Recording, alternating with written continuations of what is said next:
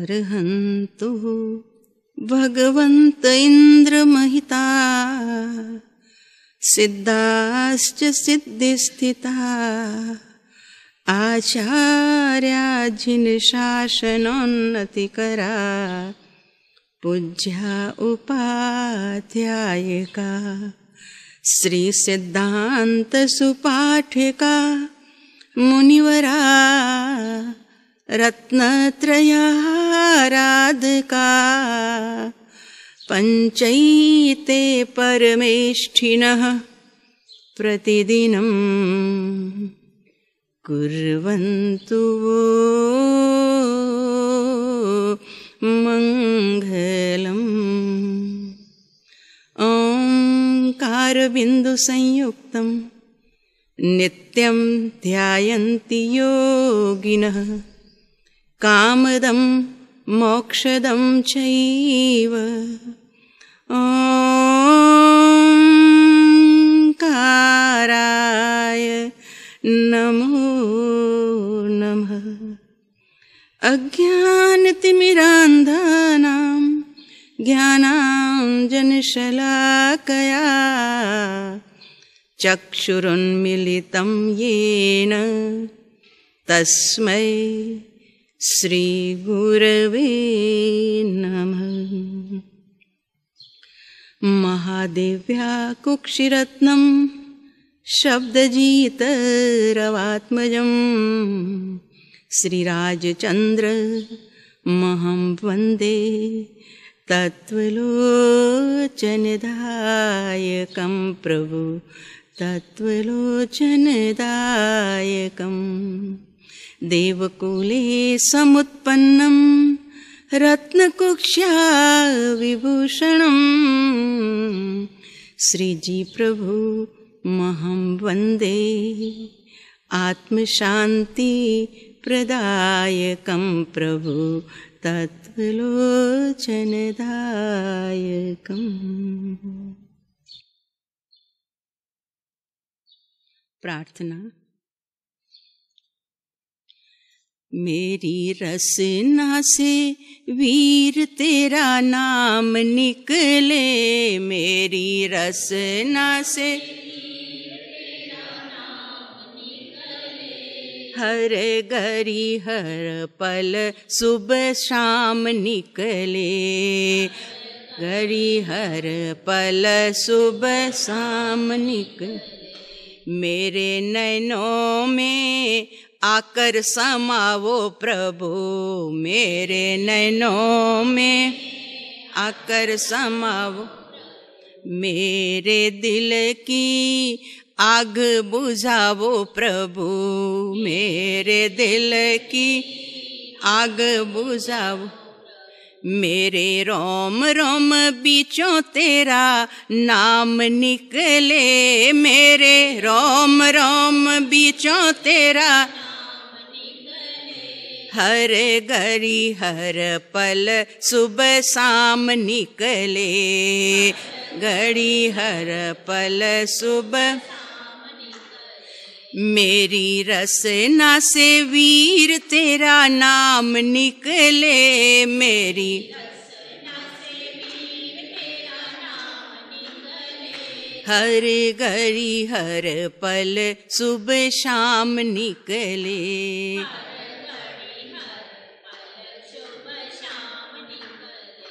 अपने भक्तों के तुम ही सहारे प्रभु, अपने भक्तों के तुम ही सहारे। दीन दुखियों के तुम रखवाले प्रभु, दीन दुखियों के तुम रख। आदिनाथ पार्श्वनाथ वर्धमान निकले, आदिनाथ पार्श्वनाथ वर्धमान निकले। हर घड़ी हर पल सुबह शाम निकले, हर घड़ी पड़ा चरणों में भक्त पुकारे प्रभु, पड़ा चरणों में भक्त पुकारे। सारी दुनिया को छोड़ में आया प्रभु, सारी दुनिया को छोड़ में आया। मेरी जिंद 84 दे बिचों निकले, मेरी जिंद 84 दे बिचों निकल। हर घड़ी हर पल सुबह शाम निकले, हर घड़ी सुबह शाम निकले। मेरी रसना से वीर तेरा नाम निकले, मेरी रसना वीर तेरा नाम निकल। मेरे रोम रोम बीचों तेरा नाम निकले, मेरे रोम रोम बीचों तेरा नाम निकल। मेरे सांस सांस बीचों तेरा नाम निकले, मेरे सांस सांस बीचों तेरा नाम। हर घड़ी हर पल सुबह शाम निकले, घड़ी हर पल सुबह शाम निकले। कल्याण पाद पारामं श्रुतगंगा हिमाचलम, विश्वाम्भुजरविं वन्दे, विश्वाम्भुजरविं वन्दे। वन्दे श्री ज्ञातनन्दनं, वन्दे श्री त्रिशलानन्दनं। देय छतां जेनी दशा वर्ते देहातीत, आ ज्ञानीना चरणमां हो वंदन अगन। આજે ભગવાન મહાવીર દેવ આપણા શાસન નાયક, જેમના શાસનમાં અત્યારે આપણે સદગુરુની કૃપાથી અને સદગુરુના માર્ગદર્શન નીચે આત્મસાધના કરીને મુક્તિ માર્ગ તરફ પ્રયાણ કરવા માટે આપણે પુરુષાર્થશીલ બન્યા છીએ. એવા શાસન નાયક ભગવાન મહાવીર દેવનું શાસન આપણને આરાધના, ઉપાસના અને સાધના કરવા માટે પ્રાપ્ત થયું છે. એવા શાસન નાયક પરમાત્મા મહાવીર દેવનો આજે જન્મ કલ્યાણક દિવસ છે. જન્મ જયંતિ નહીં, જયંતિ તો નેતાઓની હોય, ગાંધી જયંતિ, નહેરુ જયંતિ વગેરે વગેરે, પણ આ તો જન્મ કલ્યાણક દિવસ. કારણ કે પરમાત્માના પાંચે કલ્યાણક આચાર્ય હેમચંદ્ર સુરી મહારાજ સાહેબ વિતરાગ સ્તોત્રમાં લખ્યું કે ભગવાનનો એક એક કલ્યાણક જગતના સર્વ જીવો માટે, કોઈને બાકાત નથી રાખ્યા. એકેન્દ્રથી માંડી અને પંચેન્દ્રિય સુધી બધા જ જીવો માટે ભગવાનના કલ્યાણક શ્રેયકારી છે, પ્રિયકારી છે, હિતકારી છે, શાતાકારી છે, મંગલકારી છે. અને એ જીવ જો એ કલ્યાણકોને પોતાના જીવનમાં આત્મસાત કરે તો છેલ્લે મુક્તિદાયી છે.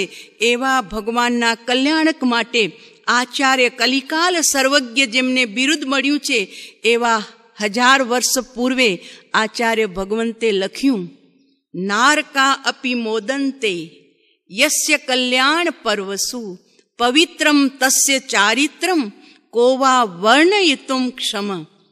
જેમના કલ્યાણકોમાં, ચાહે વો ગર્ભ કલ્યાણક હો, ચાહે જન્મ કલ્યાણક હો, ચાહે દીક્ષા કલ્યાણક હો, યા ચાહે જ્ઞાન કલ્યાણક હો, યાને ચાહે મોક્ષ કલ્યાણક હો, નારકા અપી મોદંતે. જાનવર તો ખુશી મનાવે, મનુષ્યો ખુશી મનાવે, દેવ ઇન્દ્ર ઇન્દ્રાણીઓ દેવીઓ ખુશી મનાવે. જે નગરીમાં પ્રભુનો જન્મ થયો છે એ નગરના સમસ્ત લોકો ખુશી મનાવે. એટલું જ નહીં, નારકા અપી મોદંતે, 7 નારકીમાં રહેલા એ નારકીના જીવો જેને એક ક્ષણ માત્ર પણ શાતા નથી. પરમાધામી 3 નારકી સુધી વેદના આપે છે અને બાકીની 4 નારકીઓમાં આપસમાં નારકીઓ લડી ઝઘડી એકબીજાને ત્રાસરૂપ થાય છે. એક સેકન્ડ પણ જ્યાં શાતા શાંતિ નથી. એવા નારકીના જીવોનું પણ જ્યાં પ્રભુનું કોક કલ્યાણક થાય એટલે આપસનો વેર શાંત થાય અને પરમાધામીના હથિયાર હેઠા પડે એટલે અંદરમાં પ્રસન્નતા પ્રસન્નતા. પૂછે ઘણા નારકી કે આજે શું વાત છે, તમે વચ્ચે કેમ આંતરો લીધો અમને તકલીફ દેવામાં, કેમ તમારા હથિયાર હેઠા પડ્યા? તો કે અમે તો તમને એક મિનિટ છોડીએ નહીં, પણ કરીએ શું, લાચાર છીએ. કેમ એવી લાચારી શું છે? તો કે આ વિશ્વમાં મૃત્યુ લોકમાં મનુષ્ય લોકમાં તીર્થંકર દેવનો જન્મ યા ચવન યા દીક્ષા યા કેવલ જ્ઞાનનો મહોત્સવ આવ્યો છે. તો એ પુણ્યશાળી મહાત્માના પુણ્યના કારણે અમે પણ તમને વેદના આપી શકતા. વિચાર કરજો, 3 જગતનો નાથ થવાને જે સર્જાયો છે, જેનું માત્ર અવતરણ માતાની કુક્ષીમાં આવવું પણ ઉત્કૃષ્ટમાં ઉત્કૃષ્ટ પુણ્યની દેન છે કે એ પુણ્યશાળી ભગવાન માતાની કુક્ષીમાં પધાર્યા. ત્યાં તો જગતના જીવોને શાતા, આનંદ, પ્રમોદ અને જ્યાં આ વિશ્વ ઉપર શ્વાસ લે એ કે જન્મ થાય એટલે પણ નારકીના જીવો પણ શાતાનો અનુભવ કરે. આજ અમને આટલી બધી પ્રસન્નતા, અને જ્યારે સાંભળે પરમાધામીના મોઢે કે કોક તીર્થંકરનો ક્યાંક કલ્યાણક ઉજવાયો છે માટે અમારા હથિયાર હેઠા પડ્યા, આ શબ્દ સાંભળતા એ નારકીના જીવો વિચારે ચડે, ઓહો કેવા હશે એ પરમાત્મા, કેવા હશે એ તીર્થંકર, કેવું હશે એમનું તપતું પુણ્ય કે 7 રાજ ઉપર જેમનો જન્મ થયો અને અમે અહીંયા 7 રાજ નીચે પડ્યા છીએ પાતાળ લોકમાં, અને અમારા સુધી એમના કરુણાનો સ્રોત પહોંચ્યો. ઓહો કેવા તીર્થંકર, કેવું એમનું સામર્થ્ય, કેવી એમની કરુણા. અને એ વિચારોની અંદરમાં ગુલાટ ખાઈ અને ત્યાં ને ત્યાં નારકીનો જીવ સમ્યક દર્શનને પ્રાપ્ત કરી લે છે. પરમાત્માના કલ્યાણકમાં આ તાકાત છે કે જે જીવોને અશાતાથી બચાવે અને પોતાના સ્વરૂપની અંદરમાં શાતામાં પ્રવેશ કરાવી દે. એવા તીર્થંકરનું એક કલ્યાણક આચાર્ય ભગવંત હેમચંદ્ર સુરી લખે છે, નારકા અપી મોદંતે યસ્ય કલ્યાણ પર્વસુ. કલ્યાણકને પર્વની ઉપમા આપી, ત્યોહાર. જેમ ભારતની પ્રજા તહેવારની ખૂબ જ આશિક છે, તો એક તહેવાર આવે એટલે રાજી રાજી. અત્યારે ચૂંટણીનો તહેવાર ચાલે છે, ત્યારે પણ લોકો ખૂબ પ્રસન્ન છે કે અમારે રાજા ચૂંટવો છે એના માટે. તો એમ અહીંયા આ તહેવાર ભગવાનના જન્મ કલ્યાણકનો, દીક્ષા કલ્યાણકનો, તો આને તહેવાર કીધો છે. તો કે આ તહેવારની અંદરમાં શું થયું? તો કે અહીં પરમાત્માના 5 કલ્યાણકો આ વિશ્વમાં મંગલ મહોત્સવ રૂપે છે. પવિત્રમ તસ્યમ ચારિત્રમ. એવા પવિત્ર પરમાત્માના પવિત્ર ચારિત્રને વર્ણન કરવા માટે કોવા સમર્થ? આચાર્ય ભગવાન સ્વયં કે છે, અમારું ગજું નથી કે અમે પરમાત્માના પૂરા જીવન ચરિત્રનું વર્ણન કરી શકીએ. તો ભાઈ અમારું શું ગજું? અમે તો એ મહાપુરુષોના ચરણની હજુ રજ થવાને પણ લાયક થયા છીએ કે નહીં, એ મોટો સવાલ છે. પણ આ તો આજ્ઞા, અને એ આજ્ઞાને શિરોધાર્ય કરીને તમારી સામે આજે મહાવીરના ગુણગાન ગાવા માટેનો આ અવસર આવ્યો છે. ભગવાન મહાવીર દેવની યાત્રા, દરેક જીવની યાત્રા નિગોદથી શરૂ થાય છે અને નિર્વાણમાં પૂર્ણ થાય છે. નિગોદથી નિર્વાણ સુધીની યાત્રા. આપણે અત્યારે મધ્યમાં છીએ, નિગોદથી નીકળી ગયા છીએ, યાત્રા ચાલુ છે. બૈરાત્મપણું છોડવા માટેનો પ્રયત્ન ચાલુ છે, અંતરાત્માપણું પ્રગટાવવું છે, અને લક્ષ્ય આપણા બધાનો છે પરમાત્મ પદને પ્રાપ્ત કરવાનું. તો ભગવાન મહાવીરની પણ યાત્રા નિગોદથી ચાલુ થઈ હતી, અને એમાં આગળ વધતા વધતા ભગવાન ઋષભદેવના એક પૌત્ર તરીકે પણ એમનો આત્મા અવતર્યો હતો મરીચીના રૂપમાં. પણ હજુ ત્યારે કાંઈક ભવિતવ્ય જુદું હતું. માટે ઋષભદેવનો આખો વંશ મોક્ષગામી, 100 દીકરા, હજારો પૌત્રો, બધા મોક્ષગામી. પણ આ મરીચી નામનો પૌત્ર કાંઈક હજુ એનું ભવિતવ્ય લાંબુ હતું, માટે ભગવાનથી પોતાનો જુદો પંથ ચલાવ્યો. અહીં પણ ધર્મ છે અને ત્યાં પણ ધર્મ છે, એટલે પોતાના દાદાના ધર્મથી પોતાનો અલગ ધર્મ થાપીને કહી દીધું કે આ પણ સત્ય ધર્મ છે. આટલી ભૂલ ભગવાનને ઘણા ભવોની અંદરમાં એના આત્માને લઈ ગઈ. અને છેલ્લે જ્યારે ભવિતવ્ય પાક્યું અને સિંહની પર્યાયમાં પરમાત્માનો જીવ જંગલમાં આહાર શોધતો, આહારની પ્રાપ્તિ માટે જ્યાં ઉપસ્થિત થયો છે અને આહાર પ્રાપ્ત થયું છે, તે સમયે ચારણ લબ્ધિધારી મુનિરાજ નીચે ઉતર્યા. કરુણા આવી કે ઓહો, આ ભાવિનો ભગવાન અત્યારે આ વનરાજના ભવમાં આવું ભોજન કરી રહ્યો છે, આવી ક્રૂરતા આચરી રહ્યો છે કે જેના અંગ અંગમાંથી, જેના એક એક પ્રદેશમાંથી કરુણાનો જરો વહેવાનો છે. એવા કરુણા મૂર્તિને અત્યારે ક્રૂરતાની મૂર્તિ અમે જોઈ રહ્યા છીએ? નહીં, એને જરૂર જગાવવો જોઈએ. અને ચારણ લબ્ધિધારી મુનિરાજ નીચે પધાર્યા. વક્તા બે હતા, શ્રોતા એક હતો. પગરવ અવાજ સાંભળ્યો, દ્રષ્ટિ ઊંચી કરી. સિંહને ખલેલ ન ચાલે, એ બહુ ખલેલથી દૂર રહેનારો પ્રાણી છે. એમાં ભોજન વખતે બિલકુલ ખલેલ ન ચાલે અને કરે એને ઠેકાણે કરે. પણ જ્યારે આ બંને મુનિરાજની સામે દ્રષ્ટિ કરી, અરે લોકો મારા નામથી ગભરાય, મારા કામથી ગભરાય, મારી દહાડથી ગભરાય, દૂર ભાગે. છે આ કોણ કે મારી સામે આટલા નિર્ભીક, શાંત, નિડર તરીકે ઊભા છે? એટલે દ્રષ્ટિ મળી, આંખોથી આંખો મળી. મુનિરાજની આંખોમાંથી કરુણાનો સ્રોત વહી રહ્યો છે. અને એ તક ઝડપીને કીધું, વનરાજ, તમને આ ભોજન ના શોભે. તમે વનરાજ નથી, તમે સિંહ નથી, તમે ભાવિના જીનરાજ છો, તમે ભગવાન છો, ભગવાન થવા સર્જાયા છો. આ શબ્દો શ્રવણે થયા, શ્રવણમાંથી હૃદય સુધી ગયા. શું કહે છે આ લોકો મને? હું જીનરાજ? હું સિંહ નહીં, હું જંગલનો રાજા નહીં, હું જીનરાજા છું? ક્યાં છું? કેવો છું? અને જ્યાં થોડી દ્રષ્ટિને ભીતર લીધી, જાતિ સ્મૃતિ જ્ઞાન, પૂર્વ ભવોની વણઝાર દેખાણી.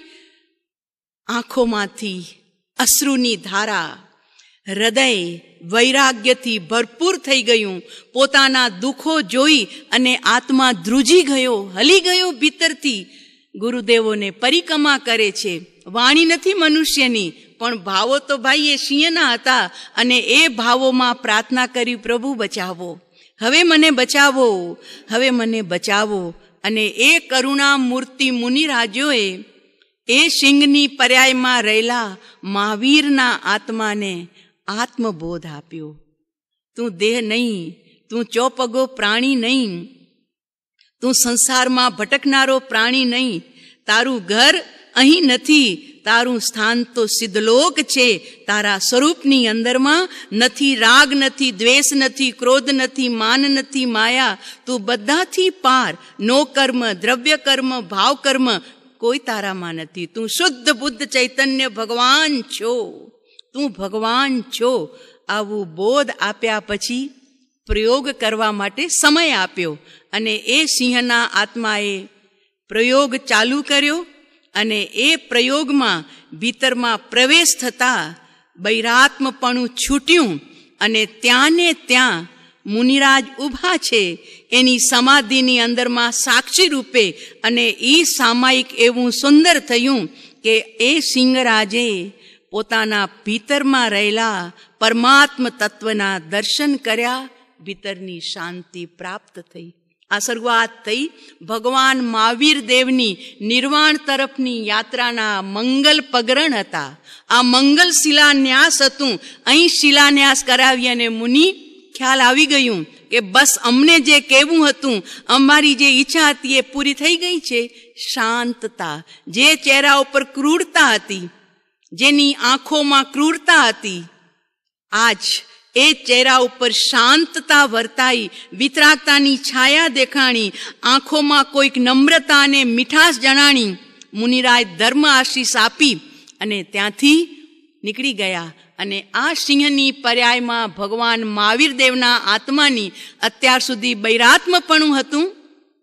આજ હવે બૈરાત્મપણું છૂટ્યું અને અંતરાત્મપણું જેમને પ્રાપ્ત થયું અને એવા અંતરાત્મ બનેલા એ મહાત્મા જંગલમાં શેષ આયુષ્ય પૂર્ણ કરી અને દેવલોકની દુનિયામાં પ્રવેશ કરી ગયા. આયુષ્ય પૂરું થતાં હવે એમની એ પરમાત્મ પદની યાત્રા આગળ વધતા વધતા વધતા 26મા ભવમાં શતાંબર પક્ષ પ્રમાણે ને આમ 10 ભવ પછી ભગવાનનો આત્મા પ્રાણત નામના દેવલોકમાં અંતિમ ભવથી પૂર્વના ભવમાં સમય વિતાવી રહ્યા હતા. એક જ ઇંતજાર હતો, જલ્દીથી અમે મનુષ્ય પર્યાયમાં જઈએ, અમે અમારું કામ પૂર્ણ કરીએ અને જગતના જીવોને સવી જીવ કરું શાસન રસી એસી ભાવ દયા દિલ ઉલ્લસી. 25મા ભવથી આ ભાવદયા ચાલે. પૂર્વના 3જા ભવથી તીર્થંકર નામ કર્મ નિકાચિત થાય છે અને એમાં આ ભાવ હોય છે કે અમને જે આત્માનો આનંદ મળ્યો, અમને જે ભીતરમાં શાતા વેદાઈ, અંદરમાં જે અમને ચૈતન્યનો રસ વેદાયો, તો બધા ચૈતન્ય છે, બધા ભગવાન આત્મા છે, તો જગતના તમામ જીવો આવા ચૈતન્યના ભોગી બને એવી ભાવના તીર્થંકર દેવને પૂર્વના 3જા ભવમાં જ્યારે ભીતરમાં ઉત્પન્ન થાય છે ત્યારે કુદરત એમને બક્ષિસ આપે છે. જા, જગતના જીવોને તે ચિંતા કરી છે, આ જગતમાં તું અરહંત તરીકે આવ અને જગતના જીવોને સત્ય મુક્તિનો માર્ગ બતાડ. આ શુભ ભાવ, ઉત્કૃષ્ટમાં ઉત્કૃષ્ટ શુભ ભાવ જે તીર્થંકર દેવના જીવનમાં તીર્થંકર પદવી પ્રાપ્ત કરવા માટેનું પુણ્ય બંધાવી જાય છે. તો પુણ્ય છે બેડી, પણ એ બેડી આપણા બધા માટે તો ઉપકારનું કારણ કર છે. કેમ કે પરમાત્માની એ મુદ્રા, પરમાત્માની એ વાણી, પરમાત્માનો સમાગમ હજારો જીવોને મુક્તિ તરફ લઈ જાય છે. તો એવા પરમાત્મા મહાવીર દેવનો આત્મા પ્રાણત દેવલોકથી અષાઢ સુધી 6ના દિવસે કુંડલપુર નગરમાં મા ત્રિશલાની કુક્ષીમાં 16 સ્વપ્નથી સૂચિત ગર્ભ અવતરણ, જેને આપણે કહીએ છીએ ગર્ભ કલ્યાણક, ભગવાન મહાવીર દેવ દેવાત્માનું આયુષ્ય પૂર્ણ કરીને હવે આ જગતમાં તીર્થંકર તરીકે જન્મ લેવાનો સમય આવ્યો. એટલે પરમાત્મા દેવલોકની દેવ પર્યાયનો ત્યાગ કરી મા ત્રિશલાની કુક્ષીમાં 24મા તીર્થંકર તરીકે અવતરણ કર્યું અને તે છે ગર્ભ કલ્યાણક. આચાર્ય ભગવંત કહે છે કે ભગવાનનું ગર્ભ કલ્યાણક એ સૂચન કરે છે કે હવે આ પરમાત્માનો જીવ 3 ગતિમાંથી હંમેશ માટે મુક્ત થયો. ન નારકમાં, ન હવે દેવ પર્યાયમાં, ન હવે તિર્યંચ પર્યાયમાં, ક્યાંય આ આત્મા નથી જનાર. માત્ર એક બસ બાકી છે, જન્મ મનુષ્યનો. એટલે ગર્ભ કલ્યાણક એટલે 3 ગતિ બંધ અને 9 મહિના અને 7.5 દિવસ પરમાત્મા મા ત્રિશલાની કુક્ષીમાં વધતા રહ્યા. સમય આવ્યો, આજનો દિવસ હતો. આ વર્ષ આજનું નથી. અમે પાવાપુરી 2001માં ચતુર્માસ હતા ત્યારે ભગવાનના 26મો જન્મ કલ્યાણક ઉજવાઈ રહ્યો હતો અને એ વાતને થઈ ગયા 18 અને 19 વર્ષ બીજા, એટલે 2619મો જન્મ કલ્યાણક આજે પરમાત્માનો છે. 2619મો જન્મ કલ્યાણક. તો પરમાત્મા મહાવીર દેવ 2619 વર્ષ પૂર્વ આ ધરતી ઉપર મા ત્રિશલાની કુક્ષીથી આ જગત ઉપર બાલ તીર્થંકર તરીકે જન્મ ધારણ કર્યો હતો. બોલો ભગવાન મહાવીર દેવનો. જ્યાં ભગવાન જન્મે ભાઈ, એ નગરીના લોકો 6 મહિના પૂર્વથી શાતાને અનુભવે, એકબીજામાં પૂછે શું વાત છે, આપણી નગરીમાં આટલી પ્રસન્નતા, આપણી નગરીમાં આટલો આનંદ, કારણ શું છે? તો કે કોઈ મોટા પુરુષ આવવાના લાગે છે. રસ્તા સાફ થતા હોય, રસ્તા ઉપર તોરણ લટકતા હોય, ધ્વજાઓ લાગે તો નાના લોકોને ખબર ન હોય. એ પૂછે એકબીજાને કે આ શું છે, તો કે ગુજરાતના નાથ આવવાના છે ને એટલા માટે આ બધી વ્યવસ્થા થઈ રહી છે. એ માત્ર 3 જગતનો નાથ, એટલે 6 મહિના પૂર્વે આખી નગરીની અંદરમાં સોના રૂપા હીરા મોતીનો વરસાદ, અને ભીતરી પણ સાતા વર્તે હો, માત્ર દ્રવ્ય નહીં ભીતરી ભાવોમાં પણ સાતા. અને જ્યારે 9 મહિના પૂર્ણ એટલે 15 મહિના પછી તીર્થંકર દેવા જગત ઉપર માં ત્રિશલાની કુક્ષિથી અવતર્યા. તે દિવસે આખા વિશ્વમાં 14 બ્રહ્માંડમાં પરમ આનંદ આનંદ અને આનંદ વેદ્યો. એ આનંદનો અવસર તો 2600 વર્ષ પૂર્વે આવ્યો હતો, પણ આપણા ભાવોમાં તો આજે મહાવીરને આપણે જન્માવ્યા, આજે આપણે જુલન કર્યું, આજે આપણે મહાવીરને જન્મ કલ્યાણક સ્વરૂપે મનાવ્યા. કેમ કે અવતારી પુરુષોના જન્મ કલ્યાણકને મનાવવાનો મકસદ શું છે કે અવતારી પુરુષ અવતરી ગયા, સંસારમાં ઉતરી અને સંસારથી તરી ગયા, એનું નામ છે અવતારી પુરુષ. આવા અવતારી પુરુષોનો જન્મ કલ્યાણક દિવસ મનાવવાનો ભાવાર્થ છે કે પ્રભુ હવે અમને પણ આ જન્મની જેલમાંથી હંમેશ માટે મુક્ત થવું છે. જન્મની જેલથી દૂર થવા માટે, મુક્ત થવા માટે ભગવાનનો જન્મ કલ્યાણક. આ પારણીઓ આપણે તો હવે કોઈ સંસારની ઈચ્છાથી ઝુલાવીએ જ નહીં ને, મુમુક્ષુ છીએ આપણે તો બધા. સત્ય રાહે ચાલી રહ્યા છીએ, સત્ય વાત ઠોકી બજાવીને આપણા ભીતરની અંદરમાં શ્રવણ દ્વારા સ્થિર કરવામાં આવી છે. એટલે હવે એ તો ભાવ હોય નહીં કે અમારા ઘરે બાબલો આવે અને અમે એટલા માટે ભગવાન તારું પારણીઓ ઝુલાવીએ છીએ. એ તો ભાવ હોય જ નહીં. કેમ કે અવતારી પુરુષના પારણા ઝુલાવવાનો મકસદ છે કે પ્રભુ અમારા હંમેશના અવતાર બંધ થઈ જાય અને અમે અજન્મા અશરીરી અજર અમર એવા સ્વરૂપને ધારણ કરીએ. એવા પરમાત્માનો આજનો દિવસ ચૈત્ર શુક્લા ત્રયોદશી 2 ભગવાન મહાવીર જ્યારે મોક્ષે પધારતા હતા તે દિવસે ધનતેરસના પ્રભુએ પોતાની વાણીને વિરામ આપ્યું હતું.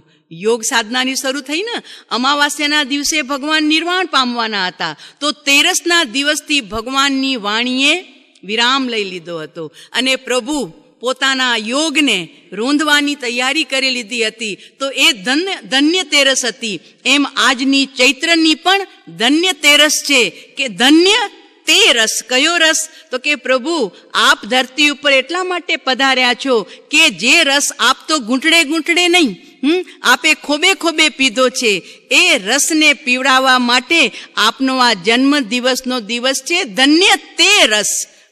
આત્મરસ મળે પરમાત્માની યાદ કરતા, પરમાત્માના એ જન્મ દિવસને યાદ કરતા, એ ધન્ય ઘડીને યાદ કરતા એવો આજનો દિવસ પરમાત્મા મહાવીર દેવનો જન્મનો દિવસ, જન્મ કલ્યાણકનો દિવસ. અને ભગવાનના કલ્યાણક શું સૂચવે છે? તો કે બસ હવે આ ભગવાનને હંમેશ માટે ગર્ભમાંથી મુક્તિ મળી ગઈ. હવે કોઈ જન્મ એવો નથી કે ભગવાનને ફરી કોઈ માતાની કુક્ષીમાં આવવું પડે. ભગવાનનો જન્મ કલ્યાણકનો દિવસ એટલે શું? જન્મ કલ્યાણક એટલે શું? તો કે હંમેશ માટે ગર્ભથી મુક્તિ. આપણને ખપે છે ને, સૌથી મોટું દુઃખ છે તો જન્મનું છે. કારણ કે જન્મ છે તો પાપ ભર્યા જીવન, છળ પ્રપંચ ભર્યા જીવન જીવવા પડે છે. તો જન્મ જ ન હોય તો કાંઈ જ નથી. બસ એટલે જૈન શેનાથી ડરે? મૃત્યુથી ડરે કે જન્મથી ડરે?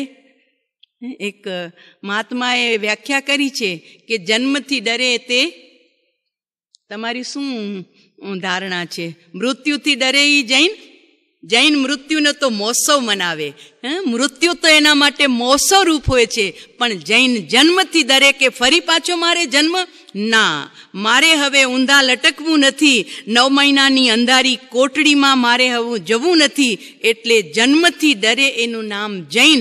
અને જે જન્મથી ડરે એ અજન્મા એવા પુરુષોનો આશ્રય લે, પરમાત્માનો આશ્રય લે, પરમાત્માના પગલે ચાલતા ચાલતા આવા સદગુરુઓનો આશ્રય લે અને એમનો આશ્રય લઈને પોતાના ભીતરમાં રહેલા ચૈતન્ય મૂર્તિ ભગવાનને જગવવા માટે પુરુષાર્થ કરે. એવા ભગવાન મહાવીર દેવની આજે જન્મ કલ્યાણકની ઉજવણી આપણે શક્તિ અનુસાર કરી છે. સમય થવા આવી ગયો છે, તો અહીં હું વિરામ લઈ છું. હવે આપણા ભરમા સાહેબ શ્રી પધારશે.